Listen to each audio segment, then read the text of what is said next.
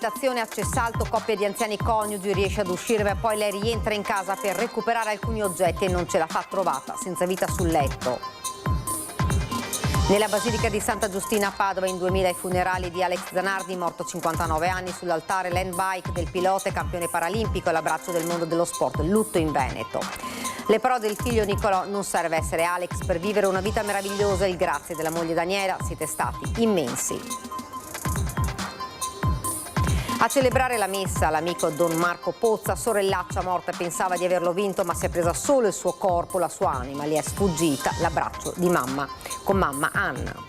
Dolore a Villa d'Asolo per la scomparsa di Giuseppe Zanon, l'alpino volontario 65enne morto cadendo dal tetto della bocciofila, si attende l'autopsia.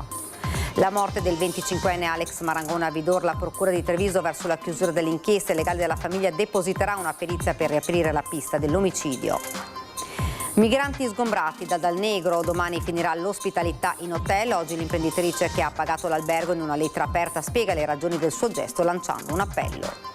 Ultimi preparativi di gruppi e sezioni degli alpini in vista della Dunata Nazionale di Genova del prossimo fine settimana, da Vittorio Veneto però i muli delle Salmerie non partiranno. Domani il 50° anniversario del terremoto del Friuli, dalle 13:30 diretta sulle reti Media Nord-Est, delle celebrazioni a Gemona con il Presidente della Repubblica e la Premier. Buonasera, ben ritrovati dalla redazione di Treviso, questi i titoli, ma in primo piano il sondaggio di oggi, il nostro consueto sondaggio del martedì che riguarda la Biennale di Venezia. Dunque, padiglione russo alla Biennale, giusto riaprirlo? Se volete rispondere di sì lo vedete in verde 0422 1626 691, se invece per voi non siete d'accordo lo vedete in rosso il no 0422 1626 690. L'esito di questo sondaggio, come di consueto durante la nostra trasmissione di prima serata Ring. Ed ora la cronaca in primo piano, dramma all'alba in un'abitazione a Cessalto, coppia di anziani coniugi riesce ad uscire dalla casa in fiamme ma poi lei rientra per recuperare alcuni oggetti e non ce la fa. I vigili del fuoco la trovano senza vita sul letto.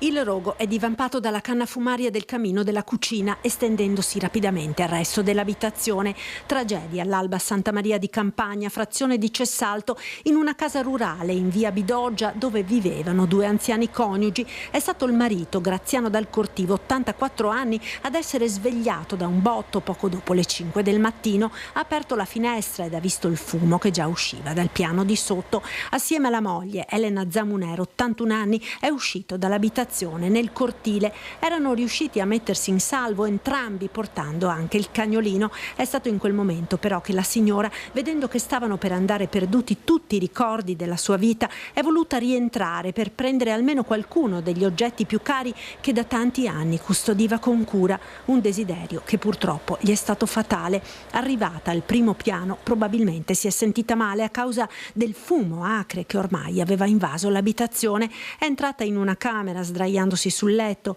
e lì l'hanno trovata ormai senza vita i vigili del fuoco. È Laura, una dei 4 figli della coppia, a raccontare il dramma. Mi ha chiamato mia sorella e mi ha detto che mia mamma ha preso fuoco la casa e mia mamma era dentro e basta. Mia mamma ha sempre fatto tutto per noi e 18 anni fa ha avuto un infarto e 4 anni fa ha fatto 5 angioplastiche.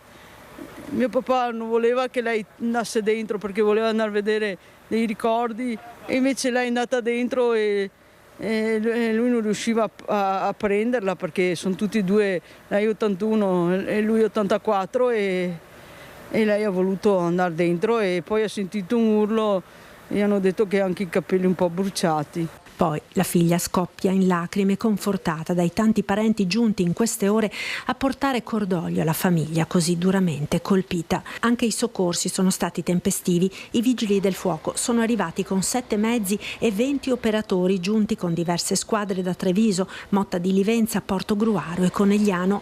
In via Bidoggia anche i sanitari del 118. Per Elena Zamuner purtroppo non c'è stato nulla da fare, una leggera intossicazione da fumo per il marito.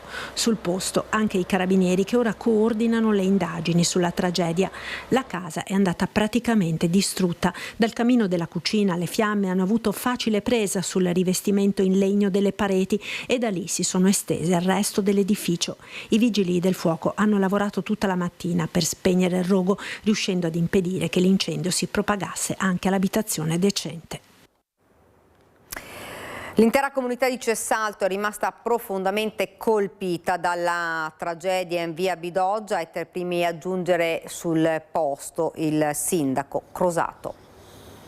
Io gli ho portato le nostre condoglianze della nostra comunità e assieme all'assistente sociale e all'ufficio tecnico abbiamo dato la massima disponibilità in tutto quello che possiamo fare per aiutarli nei prossimi giorni, nei prossimi passi. Tra i primi a giungere in via Bidoggia il sindaco di Cessalto, Emanuele Crosato, ha voluto portare la vicinanza dell'intera comunità alla famiglia dal Cortivo, una famiglia numerosa, molto unita e molto nota in paese. Una famiglia conosciuta, il marito era sempre particolarmente allegro, anche i figli, persone per bene che hanno sempre aiutato e sempre anche all'interno della parrocchia, quindi persone estremamente conosciute e volute bene. La tragedia che ha colpito questa famiglia ha scosso profondamente la comunità, anche per la modalità. La signora Elena era già uscita e si sarebbe salvata se non fosse rientrata in casa per cercare di recuperare almeno uno di quei tanti ricordi che serbava con tanto amore e che racchiudevano tutta la storia della sua vita e dei suoi cari.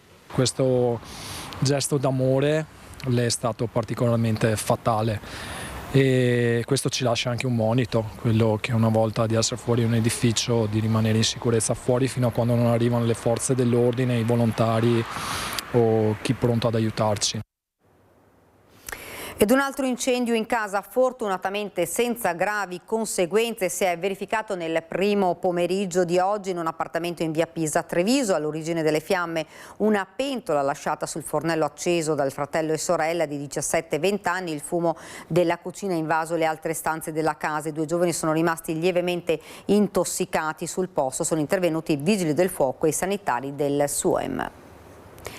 Ed ora andiamo a Padova, nella Basilica di Santa Giustina, l'addio di Alex Zanardi. Attorno alla famiglia di un vero campione nella vita e nello sport si sono strette oltre 2000 persone, c'erano politici e sportivi, c'erano gli atleti di Obiettivo 3, l'associazione che ha fondato per aiutare ad emergere gli atleti paralimpici, ma c'era soprattutto tanta gente che ha voluto ringraziarlo per il suo coraggio e la sua forza. Nel 2018 era diventato cittadino onorario a Maniago in occasione dei campionati mondiali di paraciclismo.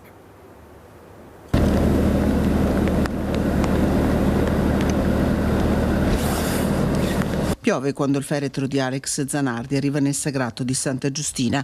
Ci sono 2000 persone ad attenderlo, gli ombrelli aperti, l'handbike che lo aspetta pronta sull'altare per accompagnarlo nell'ultimo viaggio. Alla moglie Daniela, al figlio Niccolò, alla mamma Anna si stringono tutti.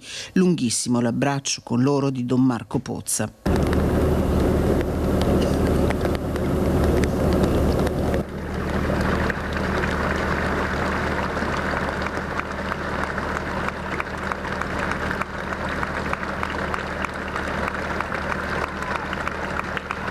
Un silenzio vivo segue la celebrazione. Nel sagrato qualcuno ha in mano un fiore, tutti hanno un motivo per ringraziare Alex, a partire dai giovani atleti di Obiettivo 3.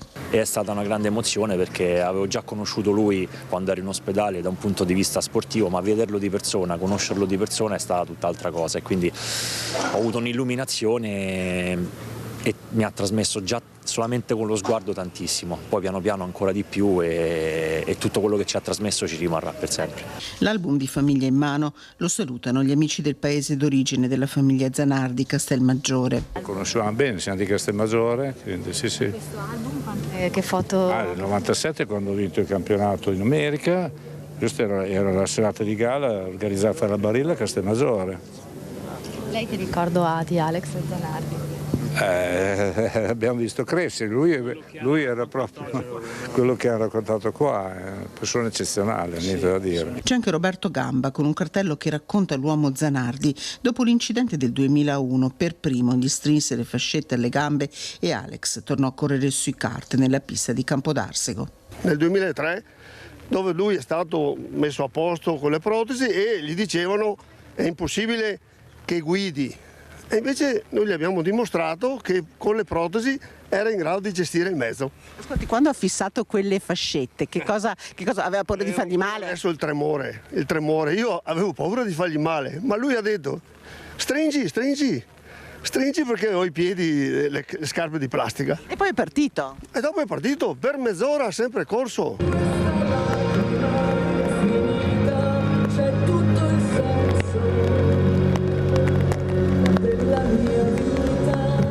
Le note di combattente di Fiorella Mannoia e poi della canzone scritta da Vecchioni in suo onore scuotono il sagrato dove tutti aspettano l'uscita di Alex Zanardi, un abbraccio interminabile che tocca nel profondo.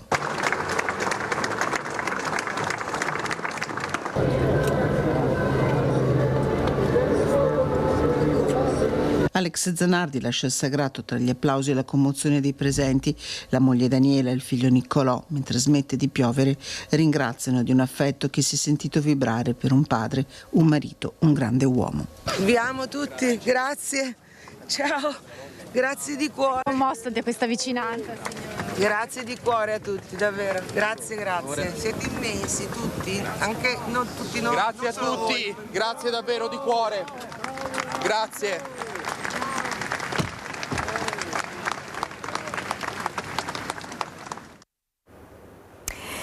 E dunque è stata la Basilica di Santa Giustina a Padova a dare l'ultimo saluto ad Alex Zanardi, una cerimonia dalle 1000 emozioni tra ricordi, applausi e musica. Silenzi carichi di significato, applausi, frasi che ti colpiscono allo stomaco, ricordi che mettono i brividi. Sono in migliaia a dare l'ultimo saluto ad Alex Zanardi nella Basilica di Santa Giustina e sul Grande Sagrato. E la cerimonia è appassionante, toccante, eccitante e coinvolgente. Dal primo all'ultimo minuto. Ogni applauso sembra non finire mai. Ogni sguardo ti spacca il cuore. Fiori bianchi e rossi, rose, gigli, orchidee, decine di messaggi da tutto il mondo. L'handbike di Alex, di solito esposta al Museo della Medicina, sulle scale dell'altare a simboleggiare che il suo viaggio non è finito. Don Marco Pozza celebra la messa, con lui padre Federico Lauretta, parroco della Basilica, Don Angelo Sgarabottolo, parroco di Noventa Padovana e un'altra decina di sacerdoti. Si inizia col racconto di una sosta in autogrill e la famosa metafora dei 5 secondi. È l'autogrill che personalmente adoro di più. Montefeltro Ovest, A14, la celebre Bologna-Taranto. C'è Alex, ci sono io e ci sono 2 ragazzi del carcere, dove io sono parroco. Avete fatto un gran bel casino, porca vacca. Però sapete cosa vi dico? Tanto di cappello per come state scavando dentro di voi in questi anni di galera. Vedete ragazzi, disse Alex, certe volte bastano 5 secondi in più per fare la differenza.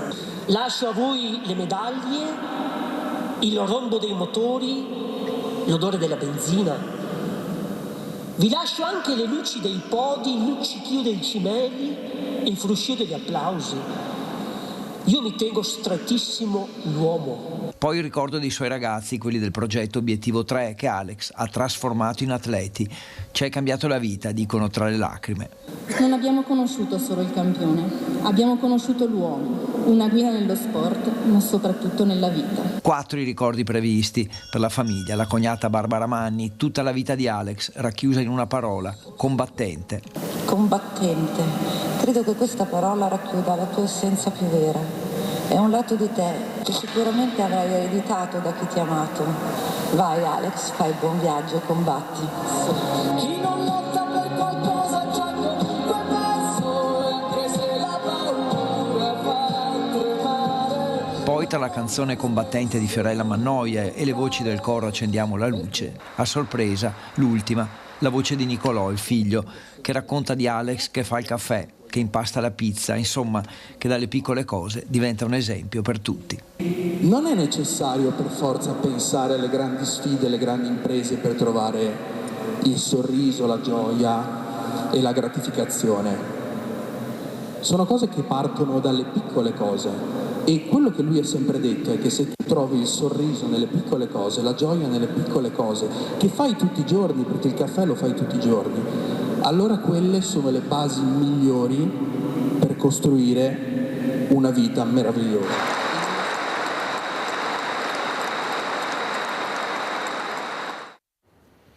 Ed ora andiamo a Villa d'Asolo, c'è dolore per la scomparsa di Giuseppe Zanon, il volontario 65enne morto cadendo da un tetto. Si attende la data dell'autopsia per accertare le cause del decesso. Intanto gli amici dell'Ana Montegrappa lo ricorderanno domenica durante la sfilata nazionale di Genova. E quando sono arrivato qua mi sono trovato la nuora, la Iris, che mi chiamava e mi fa vieni che c'è Giuseppe per terra, e sono entrato là in bocciofila e me lo sono visto per terra, c'era Fabio che urlava papà, papà, papà. Oggi c'è una rosa blu nel punto in cui è stato ritrovato a terra senza vita Giuseppe Zanon, il volontario di 65 anni morto dopo essere precipitato da un'altezza di 3 metri mentre stava sistemando il tetto della bocciofila Villa d'Asolo, dove viveva. Per lui inutile ogni soccorso, i carabinieri stanno ricostruendo la dinamica per capire cosa possa essere successo, al vaglio tutte le ipotesi, e chi lo conosceva non riesce a farsi una ragione della sua scomparsa. Una persona amata da tutti e sempre vicina alla sua comunità. È una persona che ha dato sempre tutto di sé per il paese. Sì, Giuseppe era la classica persona che penso abbia speso la sua vita per tutti gli altri e ha sempre messo il volontariato davanti a se stesso. Una persona che penso che in tanti ci ricorderemo, come mi diceva anche il nostro parroco, non l'ha mai visto vestito da festa, sempre vestito da lavoro, perché lui era disponibile sempre a lavorare per tutti. È una persona veramente che penso che sia un grande vuoto qua nel nostro paese. Era il suo braccio destro? Sì, il mio braccio destro, perché quando lo chiamavo Beppi correva. Tanto dolore nelle parole dell'amico Giordano. Giuseppe Zanon, per tutti Beppo, tra le tante attività era anche in prima linea nel comitato della Sagra Paesana ed era alpino attivissimo nel gruppo di Villa d'Asolo che fa parte dell'Ana Montegrappa. È proprio il presidente Rugolo che esprime tutto il cordoglio della sezione per la famiglia del 65enne. Ci ha lasciati in modo tanto tragico quanto improvviso, ci lascia sgomenti e la cosa ci lascia veramente vuoti nell'animo. In questi giorni, poi che ci stiamo preparando per partire per la donata di Genova, la cosa fa ancora più male. Speriamo che i suoi familiari, il gruppo Alpini Villa d'Asolo sappia superare questo momento tragico e ci stringiamo a tutti quanti loro in un abbraccio ideale. E se può valere qualcosa, se può servire, domenica sfilando alzeremo lo sguardo al cielo, un pensiero a Giuseppe. Ed ora il caso di Alex Marangon, la procura di Treviso verso la chiusura dell'inchiesta, 5 le persone indagate. Intanto il legale della famiglia, l'avvocato Tigani, depositerà una perizia per riaprire la pista dell'omicidio. La tragedia tra il 29 e 30 giugno 2024 a Vidor. Alex Marangon, 25enne di Marcon, scompare nella notte dopo un rito sciamanico, ritrovato morto il 2 luglio nel Piave. A quasi 2 anni da quel drammatico giorno, la procura sta per chiudere le indagini. Per ora rimangono 5 le persone indagate, accusate di morte in conseguenza di altro reato e cessioni di sostanze stupefacenti, gli organizzatori della serata, Andrea Zuin e Tatiana Marchetto, la moglie del proprietario della struttura, Alex De Sacco, e i 2 curanders colombiani, Johnny Benavides e Sebastian Castillo. La procura sembra orientata a confermare la dinamica dell'incidente indotto dalla droga. Alex Marangon sarebbe precipitato dalla terrazza dell'abbazia di Vidor, un volo di 15 metri, a causa della psicosi provocata dall'assunzione di cocaina e ayahuasca. Intanto la perizia tossicologica sui capelli dei 17 partecipanti al rito, 16 dei quali positivi al DMT, il principio attivo, e alle beta-carboline che aumentano gli effetti visionari dell'ayahuasca, scardina completamente la tesi che i presenti abbiano assunto, come avevano sempre sostenuto, solo erbe purganti. Non solo, ma 7 di loro sono risultati positivi anche alla cocaina. È pronta una perizia di parte che parlerebbe di una violenta aggressione prima del tragico salto nel vuoto. Le lesioni, secondo i legali della famiglia, sarebbero compatibili con un pestaggio. Depositeremo nei prossimi giorni quindi anche una nostra consulenza su quella che può essere stata la dinamica e diciamo della caduta o non caduta e delle lesioni, e da questo chiediamo che poi la Procura si muova e faccia le proprie valutazioni nella libertà più assoluta, ma credo doverosamente nella ricerca della verità. Aperishow 2026 tra musica e beneficenza, numeri da record per il primo festival italiano che si è svolto all'ex Dogana nelle ultime 2 fine settimana. Positivo il bilancio sul fronte della sicurezza, tornerà a Treviso anche il prossimo anno. 150.000 presenze, 312 artisti, 1.055 volontari, un evento importante, ha spiegato il presidente del Veneto Alberto Stefani. Giovani e non giovani hanno vissuto un'atmosfera fatta di relazioni e musica all'insegna della beneficenza. Sul fronte sicurezza, a tracciare il bilancio il questore di Treviso Alessandra Simone. Servizi svolti dalla Polizia di Stato, Carabinieri, Guardia di Finanza e Polizia Locale, 400 operatori delle forze dell'ordine sia in divisa che in borghese. L'impiego continuativo delle unità cinofile ha consentito di sequestrare vari d'ingresso, complessivamente oltre 20 grammi di sostanza stupefacente tra marijuana e hashish. 5 giovani segnalati per il possesso di droga per uso personale. La polizia stradale ha inoltre controllato 112 veicoli e oltre 137 persone, riscontrando 45 violazioni del codice della strada. Tra queste sono 6 le patenti ritirate per guida in stato di ebbrezza, 13 le multe per mancato utilizzo delle cinture di sicurezza e una sanzione per l'utilizzo del telefonino alla guida. L'Aperishow, ha detto il sindaco Mario Conte, si è svolto in totale sicurezza ed è stato un grande evento per la città. Migranti sgombrati da Dal Negro, domani finirà l'ospitalità in hotel per coloro che avevano accettato la seconda settimana d'accoglienza, ed oggi l'imprenditrice che ha pagato l'albergo in una lettera aperta spiega le ragioni del suo gesto lanciando un appello. Molti anni fa, quando andai a lavorare in Germania, io stessa ebbi difficoltà ad avere una casa in affitto perché straniera, nonostante fossi europea, avessi un contratto di lavoro e parlassi un po' tedesco.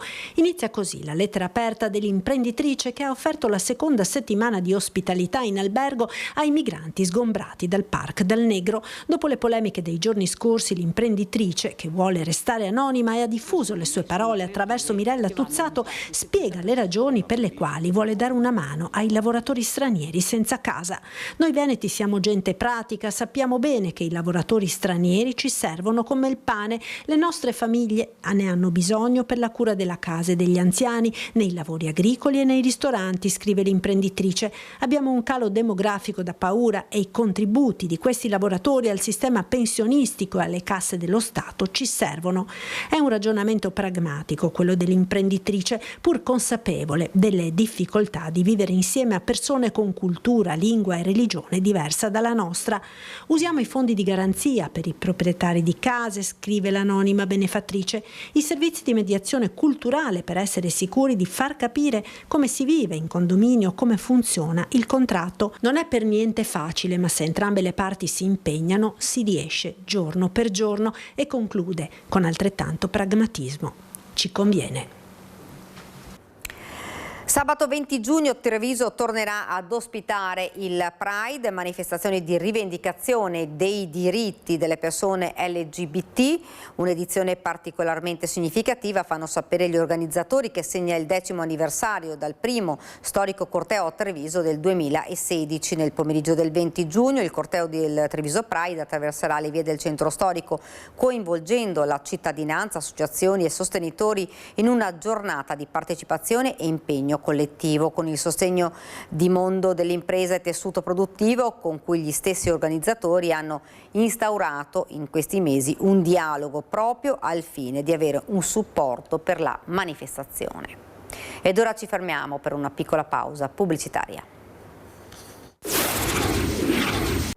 Siamo tornati in studio con l'edizione trevigiana dei nostri telegiornali. Ha creato non poche apprensioni nelle associazioni ed enti del terzo settore la riforma fiscale entrata in vigore dal 1° gennaio. Banca della Marca ha organizzato un convegno nella sede di Orsago per approfondire le novità. La fiscalità del terzo settore e delle associazioni, novità e conferme, ha riscosso notevole interesse il convegno organizzato ad Orsago da Banca della Marca sulle principali novità che sono state introdotte dalla riforma fiscale degli enti del terzo settore entrata in vigore dal 1° gennaio scorso, dalle società sportive dilettantistiche alle associazioni di promozione sociale, dalle organizzazioni di volontariato agli enti filantropici, alle imprese sociali. Sono molte le realtà del territorio interessate ad approfondire con strumenti adeguati e con il supporto di interlocutori competenti le novità che riguardano il mondo no profit, diventate operative da inizio anno con la riforma. Ad aprire i lavori Loris Sonego, presidente di Banca della Marca, che ha sottolineato l'importanza di accompagnare concretamente le realtà associative in una fase di cambiamento normativo che richiede maggiore pianificazione, governance strutturata e attenzione nella gestione economico-finanziaria. Ultimi preparativi dei gruppi e delle sezioni degli alpini in vista della Dunata nazionale di Genova del prossimo fine settimana, una 90ª edizione che però si annuncia con qualche problema a partire dai muli che almeno dalle Salmerie di Vittorio Veneto non partiranno verso la città della Lanterna.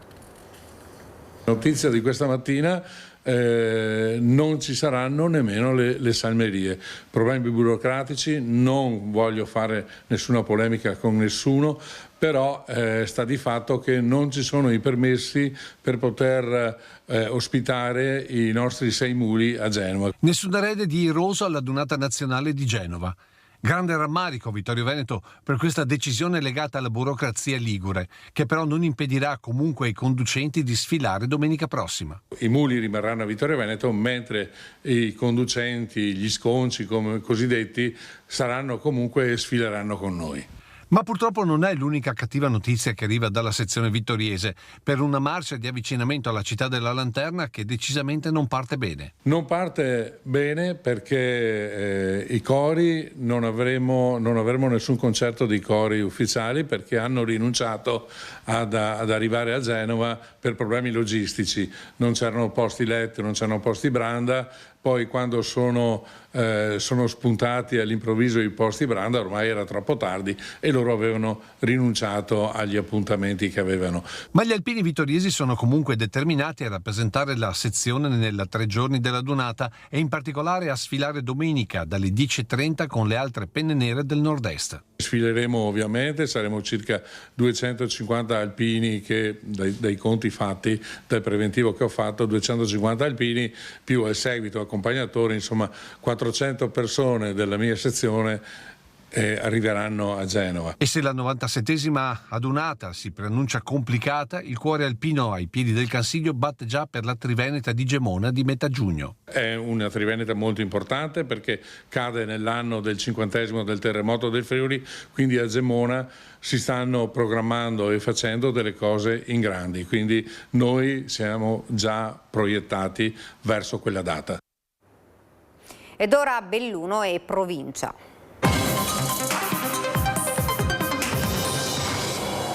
In primo piano il Giro d'Italia, mancano 24 giorni al tappone dolomitico Feltre e Piani di Pezzè, Feltrino e Agordino si preparano all'evento che si svolgerà anche in memoria di Alex Zanardi.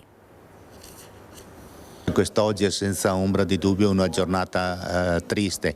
Credo che tutti quelli che si sono occupati nella vita, si sono occupati di sport, siano riconoscenti ad Alex Zanardi non solo per i suoi risultati, per il prestigio che ha dato al nostro paese, ma anche e soprattutto perché con la sua attività, col suo modo di porsi, ha di fatto sdoganato lo sport paralimpico. Alex Zanardi vestiva la maglia con il logo della Castelli, il marchio della manifattura Valcismondi Fonzaso, della famiglia cremonese. L'ha ricordato il vice sindaco di Feltre Claudio Dalla Palma prendo la conferenza stampa di presentazione del tappone dolomitico del Giro d'Italia, la Feltre Piani di Pezzè del prossimo 29 maggio, che si svolgerà anche in memoria del campione nella vita e nello sport. Questa manifestazione, questa kermesse sicuramente si svolgerà e avrà luogo anche in ricordo di quello che Alex Zanardi ha fatto. La celebre Corsa Rosa, evento di coesione territoriale, farà vivere giornate intense di emozioni lungo un percorso spettacolare, 151 chilometri, oltre 5.500 metri di dislivello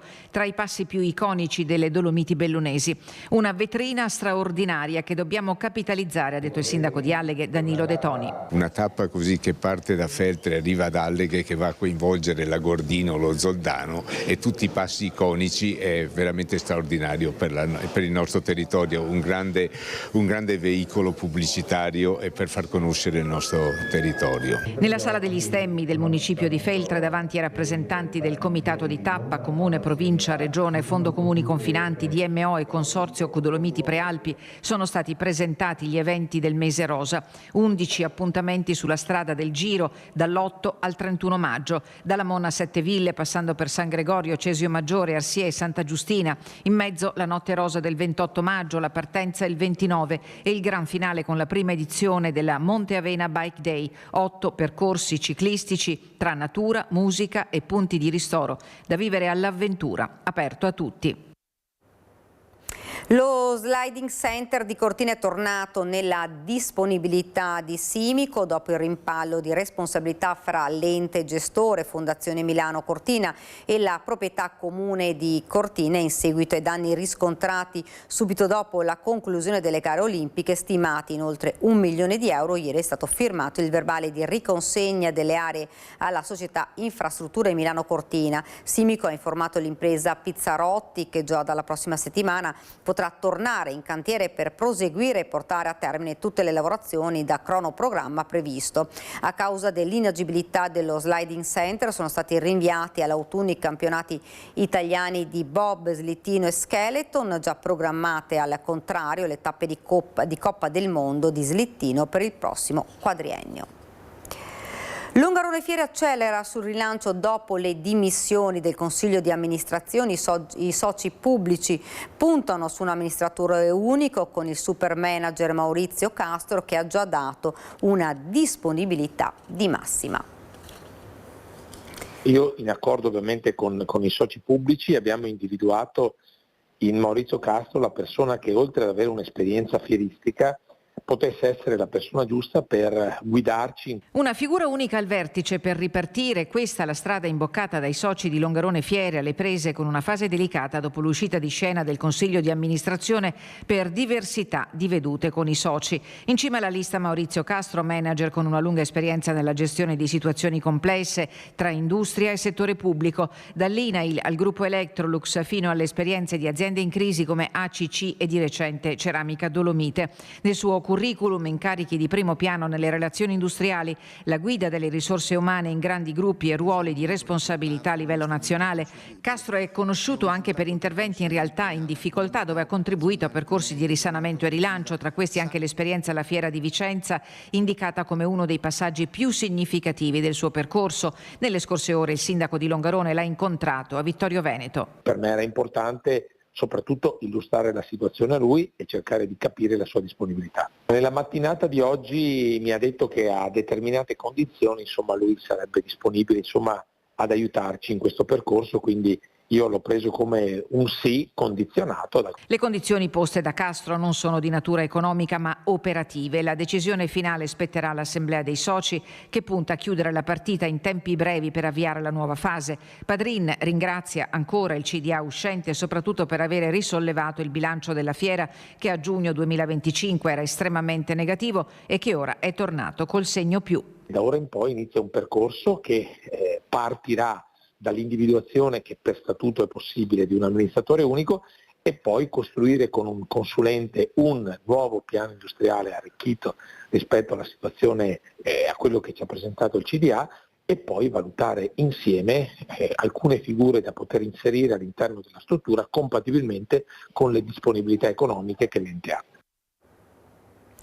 Prosegue la collaborazione tra l'ULSS 1 Dolomiti e l'Arma dei Carabinieri per aumentare la sicurezza nelle strutture sanitarie. Per il terzo anno consecutivo al via un ciclo di incontri formativi dedicati al personale. A tenere le lezioni con i carabinieri negoziatori del comando provinciale, specialisti nella gestione della situazione di crisi.